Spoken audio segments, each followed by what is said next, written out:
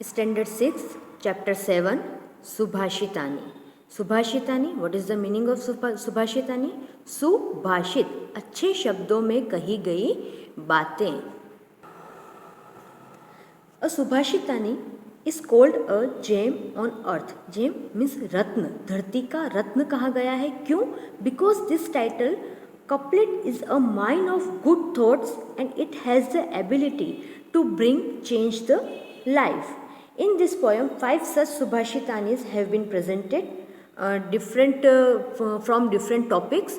So there is a very meaningful chapter. Please listen carefully. हस्तस्य भूषणं दानं, सत्यं कंठस्य भूषणं, श्रोत्रस्य भूषणं शास्त्रम, भूषणे किम प्रयोजनम. देखिए, इस चैप्टर में जो सुभाषितानी दिए गए हैं, आपको हर क्लास में सुभाषितानी पढ़ने को मिलेंगे और ये बहुत इंटरेस्टिंग होते हैं क्योंकि कम शब्दों में हमें इतनी सारी बातें सिखाई जाती हैं जो हमारी पूरी लाइफ में हमें बहुत हेल्पफुल रहती हैं अच्छी ज़िंदगी जीने के लिए. So try to understand very well.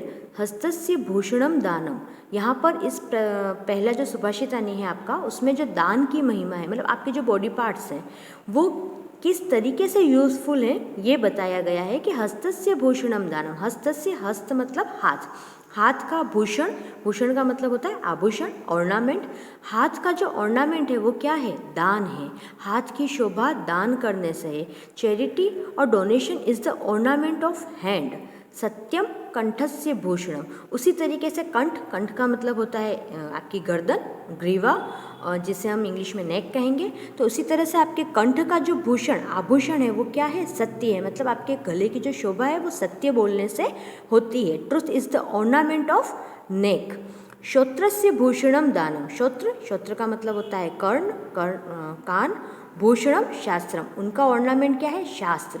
मतलब कानों का क्या फ़ायदा है? अगर आप शास्त्रों का श्रवण करेंगे तो ही आपके कानों का फ़ायदा है. अगर आपके कान शास्त्र नहीं सुनते हैं तो उनका कोई भी प्रयोजन नहीं है. तो शस्त्र से भूषणम दानम, तो आपके कान का आभूषण क्या हो गया?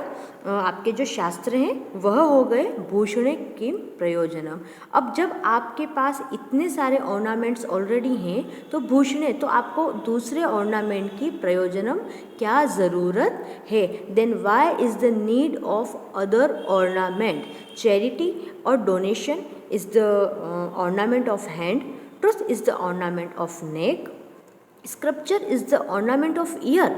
Then why is need of other ornament? काकः कृष्ण पीकः कृष्ण, को भेद काक पीकयो, वसंत समये प्राप्ते काकः काकः पीकः पीकः.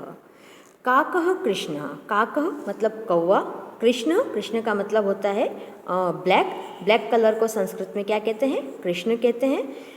पीकः कृष्ण, पीक का मतलब होता है कोयल, कृष्ण काली. अब कौवा भी काला होता है और कोयल भी काली होती है. को भेद काक पीकयो, इस तरीके से देखा जाए तो कौवे और कोयल में क्या भेद है? मतलब अगर एक ही डाल पे कौवा भी बैठा है, कोयल भी बैठे हैं, दोनों ही काले रंग के हैं, तो उन दोनों में कोई भी भेद नहीं है. अर्थात भेद कर पाना मुश्किल है. लेकिन कब पता चलता है?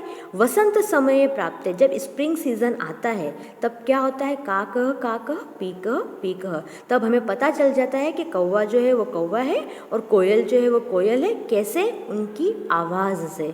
जब कौवा बोलना शुरू करता है तो ऑब्वियसली वो क्रो क्रो की आवाज़ ही करेगा, लेकिन जब कोयल बोलेगी तो वो बहुत ही स्वीट वॉइस में बोलेगी और हम इजीली आइडेंटिफाई कर लेंगे कि कौन सा कोयल है और कौन सा कौवा है. The crow is black and the Kuku is also black. What is the difference between both of them? In the spring season, both of them sing and both can be identified by their voice. वह अपनी आवाज़ से दोनों पहचाने जाते हैं.